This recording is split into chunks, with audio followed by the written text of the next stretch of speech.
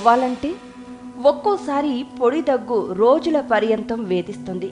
దీనివల్ల ఊపిరి ఆడక తెల్లవార్లు జాగారం చేయాల్సిన పరిస్థితి ఏర్పడుతుంది. అలాంటి వారు ఈ తరహా ఇంటి వైద్యంతో ఉపశమనం పొందవచ్చు.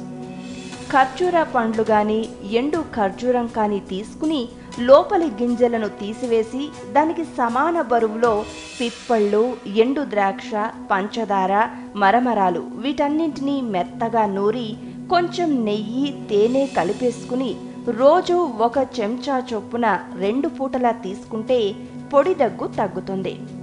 పెద్ద ఉసిరికాయలను గింజలు తీసివేసి బాగా దంచి దానికి 8 రెట్ల నీళ్లను కలపాలి.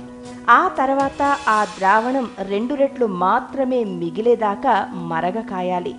కాచిన తర్వాత వడకట్టి చల్లార్చాలి. ఈ కషాయానికి సమంగా పాలు పోసి మళ్లీ కాయాలి. కషాయానికి సమంగా నేతిని కలపాలి. మరోసారి పొయ్యి మీద మరిగించి నెయ్యి మాత్రమే మిగిలేదాకా కాయాలి.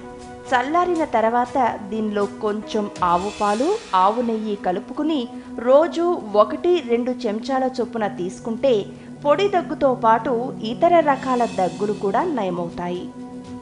సీజన్ ఏదైనా సరే శరీరంలో నీటి శాతాన్ని తగ్గనివ్వకూడదు. శరీరంలో నీటి శాతం తగ్గితే ప్రమాదమే అంటున్నారు ఆరోగ్య నిపుణులు. మెడికల్ మందుల కంటే పుదీనా రసం, పుదీనా పచ్చడి, కషాయం లాంటివి తీసుకుంటే దగ్గుతో పాటు ఇతర ఆరోగ్య సమస్యలు కూడా పారిపోతాయి. గొంతు ఇన్ఫెక్షన్తో నలుగురిలో ఉన్నప్పుడు మాట్లాడలేకపోతున్నారా? రోజులో పూటకో స్పూన్ తేనె తీసుకోండి, ఫలితం ఉంటుంది. వేడి నీటితో స్నానం దగ్గు, జలుబు వంటి సమస్యలను తగ్గిస్తుంది. అలర్జీ, ఆస్తమా కారణంగా వచ్చే దగ్గుకు కూడా వేడి నీటి స్నానం చెక్ పెడుతుంది.